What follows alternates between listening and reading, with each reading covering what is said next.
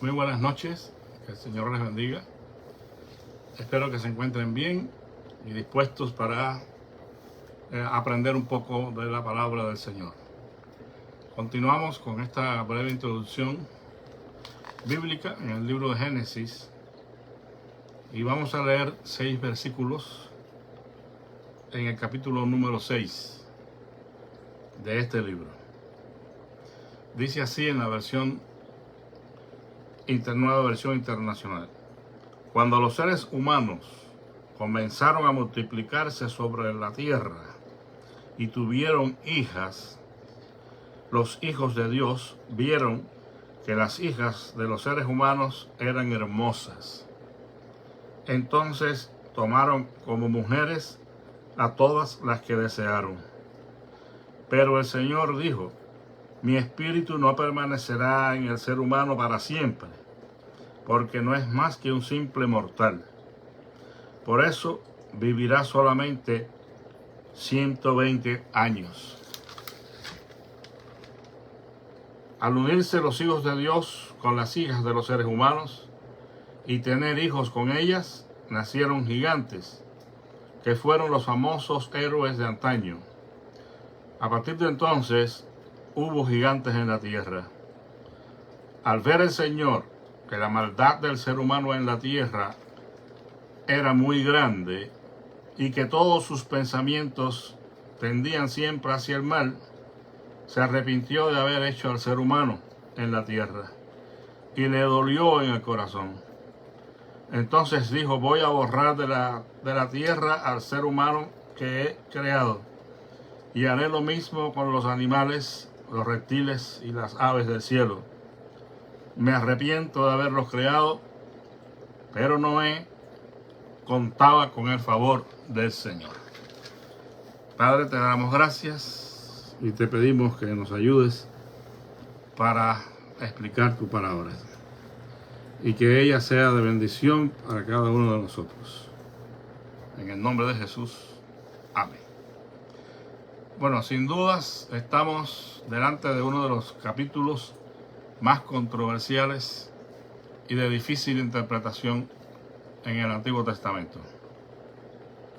Lo que podemos afirmar con toda claridad es la verdad central que este capítulo nos revela, y es la condición del ser humano sin Dios, el avance, aumento y continuidad del pecado.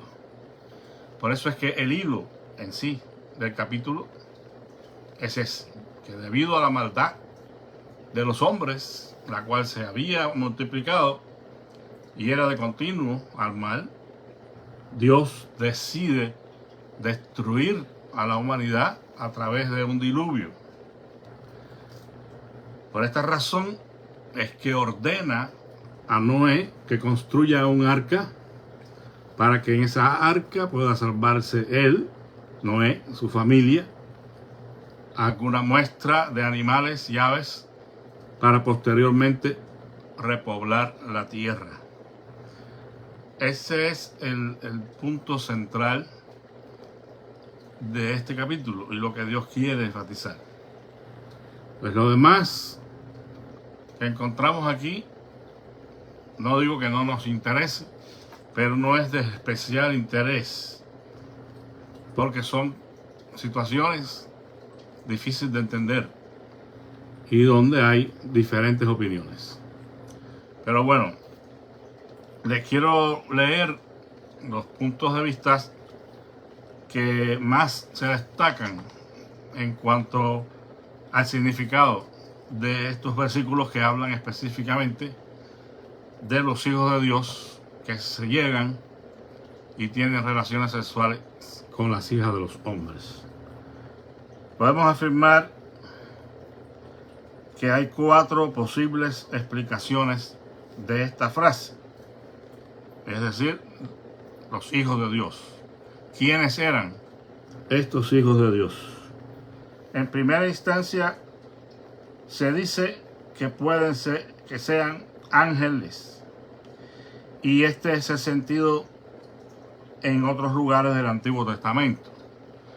Es decir, que cuando se usa la expresión hijo de Dios, está haciendo alusión a los ángeles. Y algunos pasajes bíblicos pues nos dan una base para esto, porque cuando nosotros vemos en el libro de Job, por ejemplo, Job 1:6, 2:1, 38:7, los salmos, o el Salmo 29:1 y el Salmo 89:6, allí en todos estos pasajes la expresión hijo de Dios tiene el mismo significado, es decir, ángeles de Dios. La excepción está en Oseas 1:10 y en Mateo 12:25, donde se indicaría que los hijos de Dios no se casan. Y este es uno de los argumentos que tienen mucho para decir, o algunos, que no eran ángeles estos llamados hijos de Dios, porque los ángeles no se casan ni se dan en casamiento. Sin embargo, hay que tener en cuenta que los ángeles que hace referencia aquí el Señor son los que están en el cielo, que están cumpliendo con sus funciones divinamente otorgadas, no a los ángeles que pecaron. Los ángeles que pecaron los encontramos mencionados en 2 de Pedro 2, 4 y 5 y Judas 5 y 6.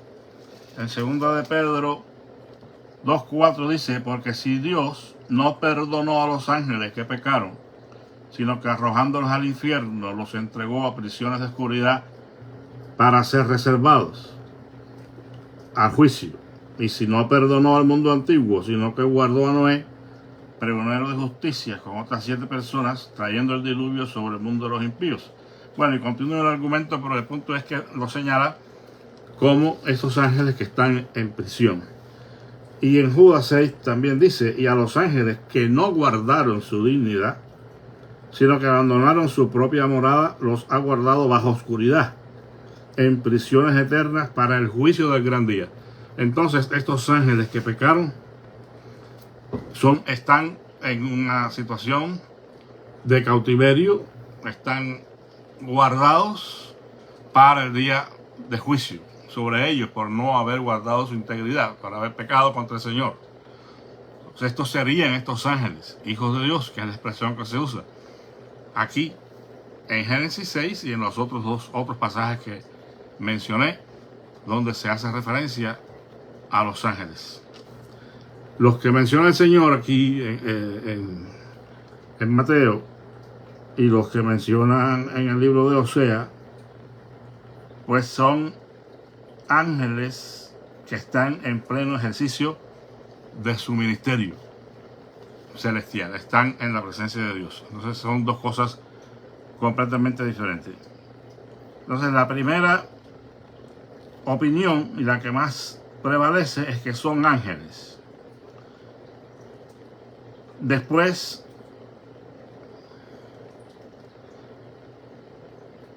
se menciona otra posibilidad, casi no veo, disculpen.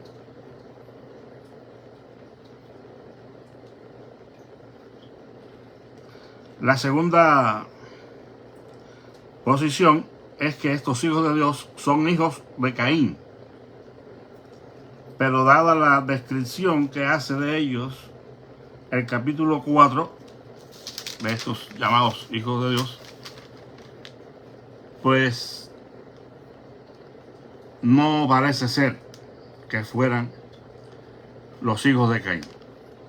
Una tercera posición es que son hijos de Set, descendientes de Set. Y una cuarta posición es que serían reyes desconocidos.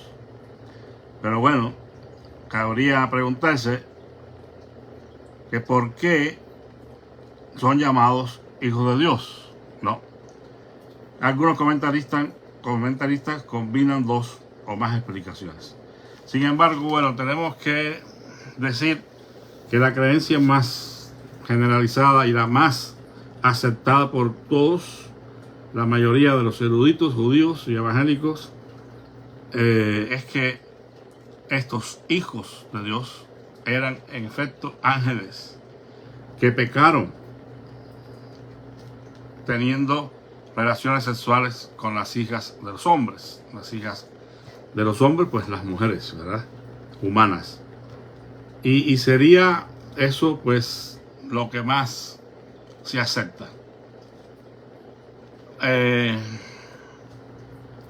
Estos seres divinos o celestiales, mencionados también, como ya dije en Job, capítulo 1, 38, Salmos, con toda probabilidad, este pasaje recoge una tradición muy antigua, es decir, la de Génesis 6, una tradición muy antigua que los israelitas tenían en común con otros pueblos vecinos y que se refería a una legendaria raza de gigantes. O sea que el resultado de esta unión entre los hijos de Dios y las hijas de los hombres trajeron una raza muy singular, ¿verdad? De gigantes. Según esta tradición, aquellos gigantes habían nacido de esa unión antinatural de estos seres sobrenaturales que son llamados aquí los hijos de Dios con las mujeres humanas. Algo que, por supuesto, no tuvo la aprobación de Dios y recibieron un dictamen, un juicio sobre ellos. Entonces, aunque el relato bíblico en realidad contiene muchos aspectos oscuros, como lo dije al principio, es uno de los textos más difíciles de interpretar en la Biblia, su intención en este contexto es afirmar una vez más la incontenible expansión del pecado en el mundo y la corrupción creciente del género humano. Es decir, que la atención del estudioso de la Escritura no debe centrarse tanto en identificar quiénes eran esos hijos de Dios, si eran ángeles o si eran otra cosa, como ya mencionamos aquí. El propósito del escritor acá y de Dios a través del escritor es precisamente mostrar, ¿verdad?, este lamentable hecho de que el pecado se estaba expandiendo, estaba creciendo en el mundo. Y por esa razón es que Dios tiene que juzgar al mundo con el diluvio. Como ya dije, es otro comentario sobre esta posición de algunos expertos, es que creen que la frase se refiere al matrimonio mixto entre los descendientes santos de Set. O sea, en esta opinión, los hijos de Dios serían la descendencia santa de Set, los que preservaron la verdadera religión, vamos a decir, los que continuaron en la obediencia al Eterno, serían los hijos de Dios. Y los descendientes inicuos de Caín, que se opusieron a la ley de Dios, serían pues entonces las hijas de los hombres, las mujeres pecaminosas, las mujeres que no estaban caminando en el camino de la justicia, y serían hijas de Caín. Pero es una posición, pero en realidad no tiene el peso que tiene la que indica que eran evidentemente ángeles de Dios, literalmente, que se llegaron a las hijas de los hombres. En el versículo 3 hay una cosa que para el intérprete bíblico es mucho más importante, por ejemplo, que identificar de una manera precisa quiénes eran estos hijos de Dios. Y es que en el versículo 3 hay una expresión del Señor que debiera llevarnos a todos a reflexión, ¿no? Dice, pero el Señor dijo, mi espíritu no permanecerá en el ser humano para siempre, porque no es más que un simple mortal. Por eso vivirá solamente 120 años. O sea que aquí hay una declaración divina que nos debería llevar a meditar y a pensar seriamente en la gravedad del pecado. Aquí podemos señalar que solamente mediante la influencia del Espíritu de Dios, la mente carnal se puede subyugar y destruir. No hay otra manera que por la acción directa del Espíritu de Dios en la vida del ser humano que vive gobernado por el pecado. Eso es un hecho que se demuestra en las Escrituras y en la experiencia misma humana. Sin embargo, está la contraparte. La contraparte son los que voluntariamente resisten y contristan a ese espíritu.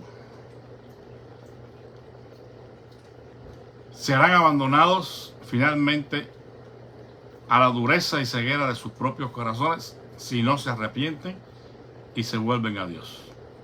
Bueno, en realidad esta es la esencia de este pasaje. Aquellas personas que de una manera voluntaria deciden resistir y entristecer al Espíritu Santo de Dios, finalmente serán abandonados finalmente a la dureza y a la ceguera de sus propios corazones. Por eso dice, no contenderá para siempre mi espíritu con el hombre. O sea, si ellos perseveran en sus pecados y quieren seguir viviendo de esa manera, entonces no hay nada que hacer con ellos. La única solución es que ese hombre se arrepienta, que despierte a la realidad de su condición delante del Altísimo y se arrepienta, porque esa es la única forma en que puede encontrar perdón. Es la única forma en que el Señor puede recibirle, puede perdonarle, puede traerle a su seno. Y eso es algo que ya quedaría de nuestra parte. Si seguimos persistiendo en nuestro mal camino, en la dureza de nuestro corazón, o nos arrepentimos, nos humillamos y volvemos a Dios, ya pues quedaría en gran parte, valga la redundancia, de nuestra parte. Ahora, en cuanto a los 120 años que el Señor menciona aquí, pues hay dos opiniones básicamente, ¿no? Primeramente, algunos piensan que Dios está prometiendo 120 años de espera para que el hombre se arrepintiera. Si se arrepienten durante ese plazo, bien, el Señor no destruiría el mundo por el diluvio. Pero si no se arrepienten, entonces serían destruidos. Esta es una posición del comentarista metodista Adam Clark. También se ha dicho, por otra parte, que el significado de estos 120 años es que Dios estaba limitando la vida del hombre hasta esa edad, nada más. O sea que no sería en promedio de vida de 120 años. Bueno, pues no hay mucho que argumentar, no hay suficiente evidencia en el texto, interna en el texto, como para decidir por una de las dos posiciones. Pero sí sabemos que, en efecto, la vida longeva del ser humano fue disminuyendo. Y bueno, el pecado puede haber sido una de sus causas, definitivamente. Pero hay otras causas que se pueden sumar a este asunto de la razón por la cual ya el ser humano no vino a ser tan longevo con el paso de los tiempos. Sin embargo, pues pareciera tener, de acuerdo al contexto y el tema que se está tratando, ¿no?, la posición de que los 120 años serían un tiempo límite, ¿no?, que Dios puso. Pues no sabemos, en realidad. Ahora, después, aquí en el versículo 4, que se menciona este asunto de los gigantes. Esto ha traído pues muchísimas especulaciones de parte de los estudiosos bíblicos, ¿no? La palabra Nefilim, que viene de Nafal, significa callo o cayó. Estos son los que habían apostatado y caído de la verdadera religión. La Septuaginta, que es una versión griega del Antiguo Testamento, traduce el término original gigantes, que literalmente significa nacidos de la tierra. Esto es un comentario también de Adam Clarke. Ahora, una posición también respetada es que no necesariamente el término gigante significa hombres de elevada estatura. Según Clarke, estos gigantes son los hombres nacidos de la tierra, con una mente animal y diabólica. Los hijos de Dios eran los nacidos de arriba, hijos del reino, porque eran hijos de Dios. O sea que la división entre los hijos de Caín y los hijos de Set se puede apreciar aquí también, porque fue una línea que trazaba la descendencia de los justos y otra la descendencia de los impíos. Entonces en este caso serían los gigantes, este tipo de personas que no habían guardado su integridad y que se habían entregado a una vida animal y diabólica sin ningún temor de Dios. Pero no es tan solo una opinión, ¿verdad? Sí hay evidencias de la existencia de hombres de elevada estatura en la Biblia, ¿no? Está Goliat y también algunos de sus hermanos se mencionan en otro lugar, en el libro de los jueces. O sea que sí hay evidencia y supuestamente en la arqueología moderna han descubierto pues esqueletos humanos de personas que eran sumamente grandes. Entonces, bueno, una fuente extrabíblica que se puede citar, que es hasta cierto punto de algún valor, ¿verdad? Es el libro de Enoch, porque es una fuente que incluso algunos escritores bíblicos mencionan, ¿verdad? Entonces, este libro de Enoch presenta una descripción más detallada sobre los gigantes bíblicos. Menciona el diluvio universal y como consecuencia la destrucción de toda la humanidad que fue provocada por estos seres. El libro de Enoch, en su capítulo 10, versículos del 1 al 9, dice que estas personas, estas criaturas no habrían sido creados según los planes de Dios. O sea, es un poco controversial, ¿verdad? Este asunto, bueno, pudiera haber sido el resultado de la rebelión de los hijos de Dios llegándose a las hijas de los hombres, ¿no? No pudieran ser considerados en este sentido como criaturas de Dios, sino que vinieron a la existencia no por voluntad divina, sino por el hecho de haberse efectuado el pecado. Entonces, por esa razón, en el mismo libro en el capítulo 10, versículo 15 al 16, y en el capítulo 7, y en el capítulo 15, se hace referencia a que estos seres no tenían capacidad espiritual y por tanto no tenían resurrección. O sea, es algo como una raza, no quiero usar la palabra maldita, pero bueno, en cierto sentido lo fue, si es que esto es así, porque fueron concebidos fuera del plan y propósito redentor de Dios. No estaban bajo la aceptación del Señor. Y por eso, bueno, es que los consideraban sin alma, sin capacidad espiritual, sin vida espiritual, y no tenían parte en la resurrección, o no tendrían parte en la resurrección de los muertos. Bueno, de una manera similar se trata, según otras versiones, de la descendencia de los ángeles caídos, con las hijas de Caín. O sea, esos gigantes, estos seres, con esta incapacidad espiritual, con estos problemas, pues serían el resultado de esta unión de los ángeles caídos y las hijas de Caín. y surgió de allí esta raza con el fin de sabotear los planes de Dios, cruzándose y contaminando la descendencia de Adán. Por eso Nefilim significa derribadores.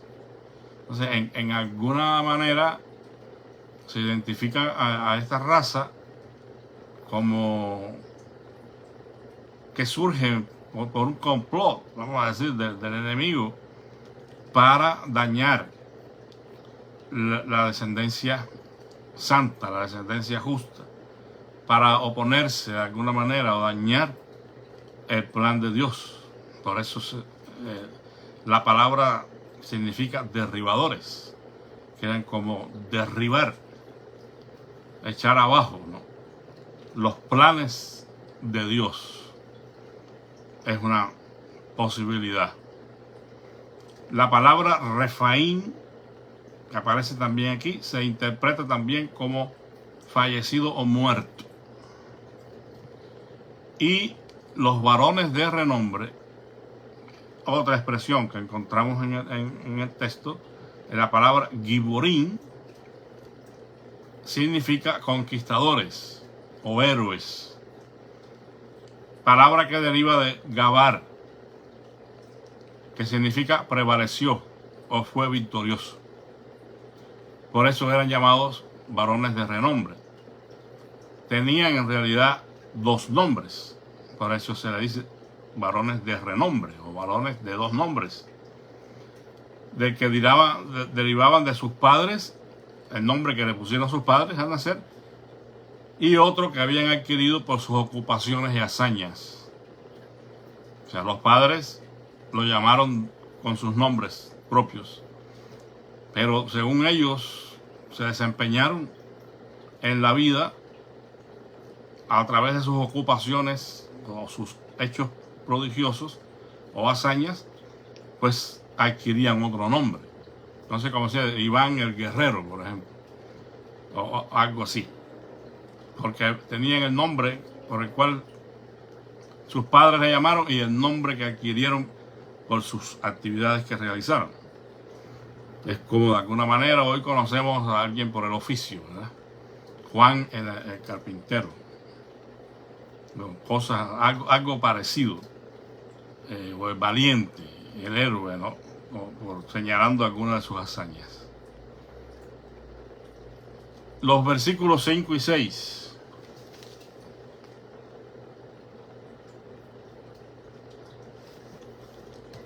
De este capítulo dice: al ver el Señor que la maldad del ser humano en la tierra era muy grande y que todos sus pensamientos tendrían siempre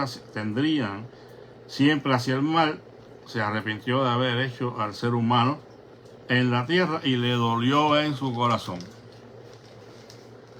Bueno, aquí hay que destacar lo que el texto destaca. Sencillamente, no tiene ninguna complicación. Nos está diciendo que toda sensualidad, los deseos de la mente, eran abrumados por los deseos de la carne. Es decir, el ser humano había llegado a caer en un estado de maldad totalmente corrupto. Y esta maldad era tanta, abundó tanto, que se multiplicó y se expandió. Y esto de continuo, es decir, iba en un aumento continuo. Todo designio, es decir, todo pensamiento del ser humano era totalmente malo e iba de continuo al mal. Es interesante cuando se hace referencia aquí a esta palabra, designio, está dando a entender que el primer embrión de cada idea, la primera ficción de cada pensamiento, eran totalmente malos. Es decir, había ya una corrupción total y completa. Y desde el primer momento en que era concebida en la mente un pensamiento, este era malo. No era nada bueno. Es decir, la fuente que producía estos pensamientos estaba irremediablemente envenenada. No había solución. Por eso es que el Señor usa, o el escritor bíblico, ¿verdad? En este caso, según la mayoría de los eruditos conservadores, pues fue Moisés el autor de estos escritos. Y él está señalando que esto fue el motivo por el cual se da esta expresión tan dura, ¿no? De que Dios se arrepintió de haber creado al ser humano. No habría intervalo para lo bueno. No es que de pronto había una buena idea, un buen pensamiento. Estaban totalmente desviados y sin remedio. Era de continuo al mal. O sea, no había ni siquiera un momento de luz para pensar en algo bueno, un momento para reflexionar seriamente sobre ningún asunto, ningún propósito santo, para algo correcto. No. Y por esa razón es que el juicio de Dios no se hizo esperar. Y por esa razón vino el diluvio. Entonces es una cosa que nos indica, ¿no?, la terrible condición del ser humano, que no tenía ya remedio. Y se deja venir el juicio de Dios. Es interesante notar el hecho de que en medio de un mundo que había degenerado de tal manera, vertiginosamente hacia el mal, apartándose del camino del Señor, hasta el punto de llevar al Creador a destruirlo, porque eso es el panorama que tenemos hasta aquí, ¿verdad? Le dolió a Dios en su corazón haber creado al hombre por la condición del mismo. Es interesante que a pesar de todo eso, la Biblia señala de que un hombre halló gracia ante los ojos del Señor. En el versículo 8 dice: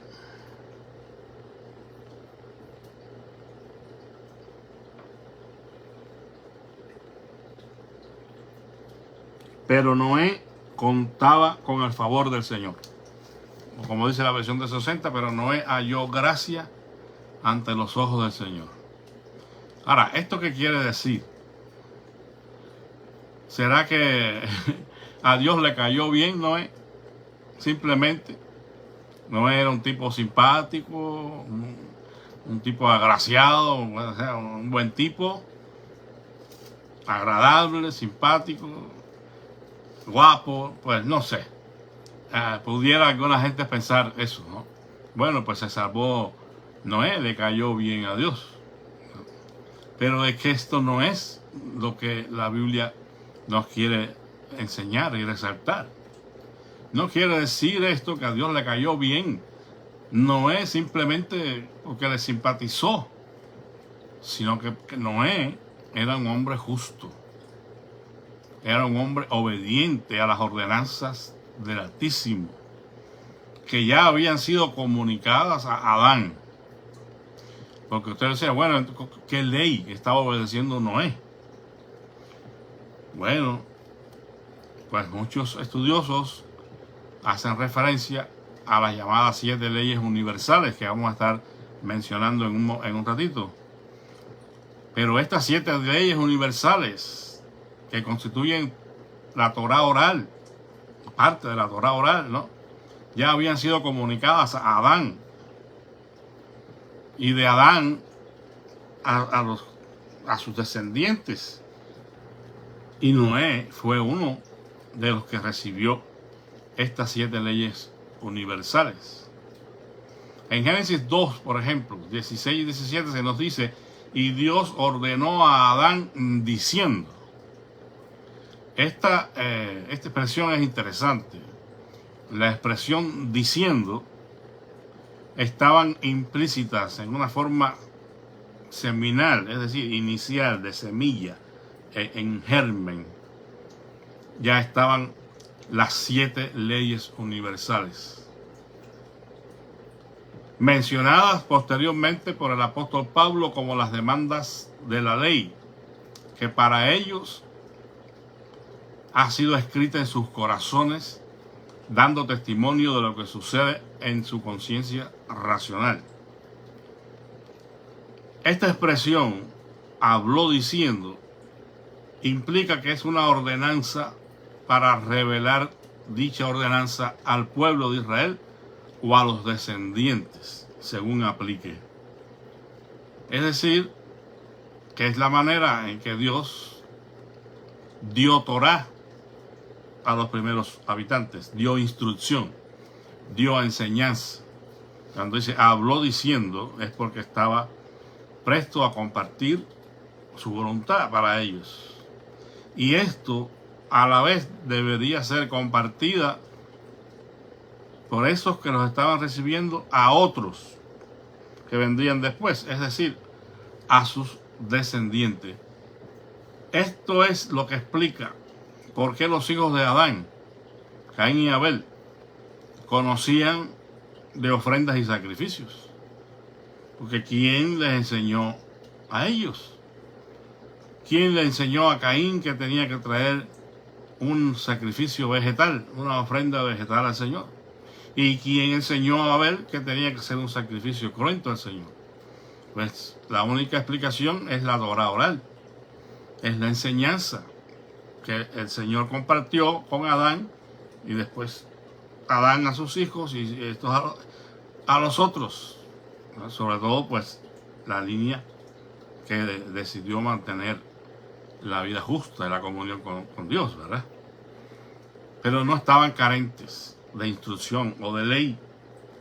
Simplemente el Señor les instruyó. Y por esa razón ellos sabrían entonces qué hacer.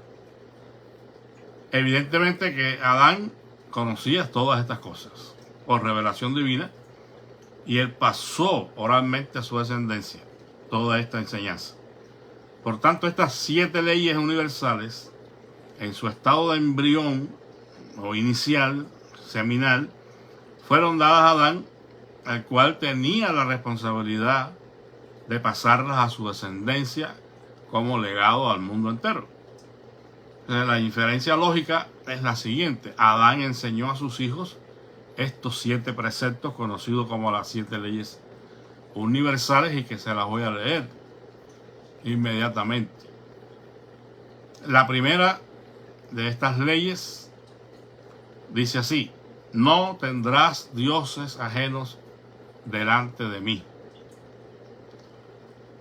Número 2, no blasfemarás mi nombre. Número 3, no asesinarás. Número 4, no robarás.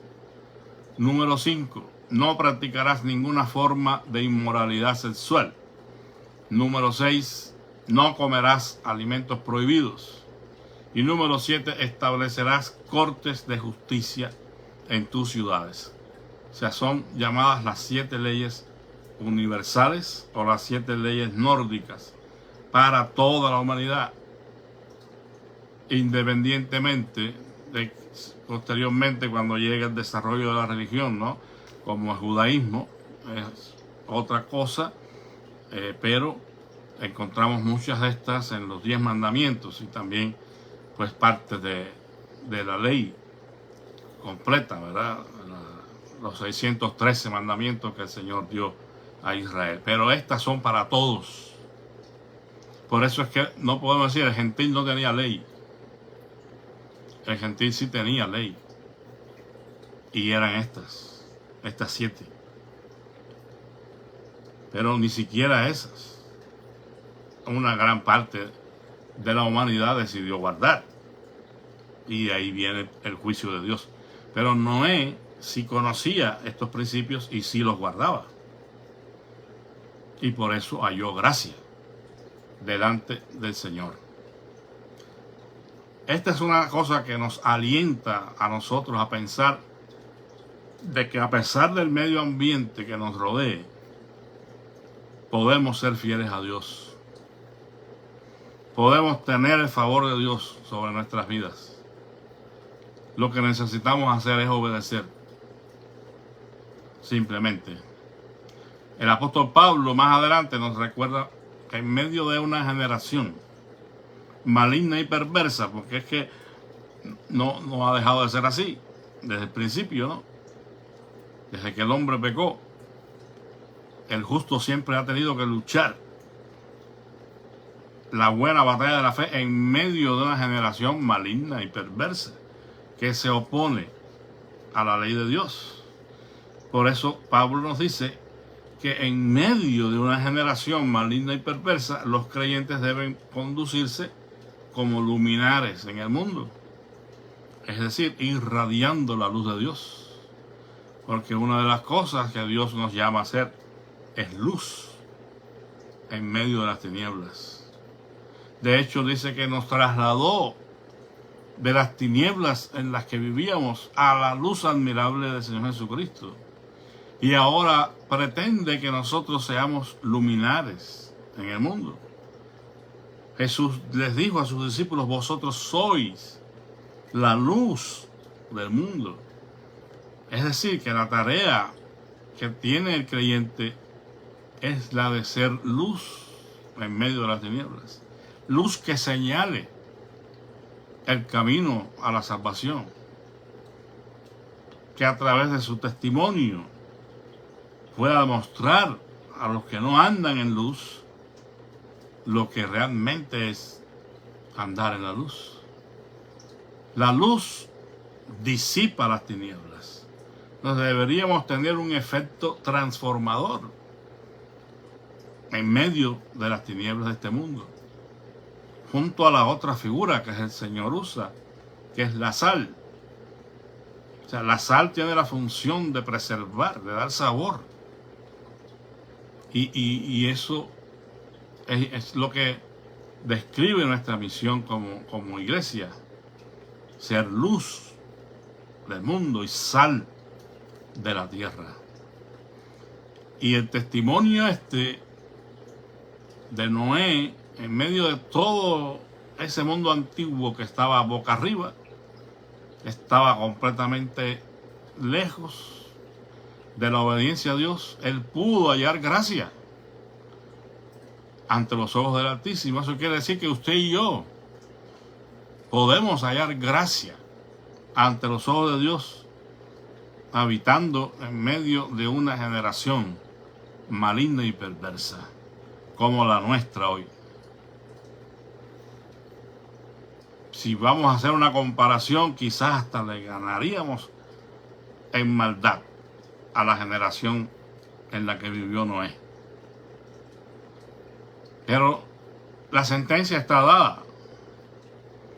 Y de la misma manera que Dios tuvo que destruir la tierra por medio del diluvio, también está prometido que este mundo será destruido por medio del fuego. Lea la epístola de Pedro y se dará cuenta de que hay una sentencia de juicio sobre este mundo igual. Va a ser en gran manera destruido. No que va a dejar de existir, ¿verdad? Pero en cierta forma se le llama cielos nuevos y tierra nueva, ¿no? Porque va a sufrir una transformación por medio de la purificación. Pero aquellos que han perseverado en el mal y no han querido arrepentirse, pues serán juzgados y recibirán condenación eterna. Por eso es que usted y yo deberíamos asegurarnos de estar en el grupo de los redimidos, de los que andan en la luz, de los que obedecen a Dios, de los que se esfuerzan por agradarle, no de los que son perfectos, en el sentido de que ya no pueden cometer ningún pecado, ningún error. No, podemos equivocarnos definitivamente y hasta pudiéramos pecar en un momento dado. Pero si nos levantamos y estamos en pie, el Señor seguirá ayudándonos. Solo hay que asegurarse de que estamos arrepintiéndonos genuinamente de nuestros pecados y confiando en la bondad y la misericordia del Señor. Así que, hermanos, les animo. Espero que, a pesar de la dificultad de este pasaje, hayamos recibido algunas enseñanzas que sean productivas para nosotros. Recuerden, lo más importante aquí no es dilucidar, no es llegar a una conclusión precisa acerca de quiénes eran estos hijos de Dios y las hijas de los hombres y todo esto. Es una cosa que nos llama la atención, merece estudio, merece atención, pero lo principal aquí era destacar que la maldad en el hombre había aumentado y era de continuo al mal, que no había remedio para ellos, porque habían decidido permanecer en sus pecados, y que aún ante un panorama tan triste como ese, tenemos esperanza, porque Noé halló gracia ante los ojos del Altísimo. Que Dios me los bendiga y que tengan una linda noche. Shalom.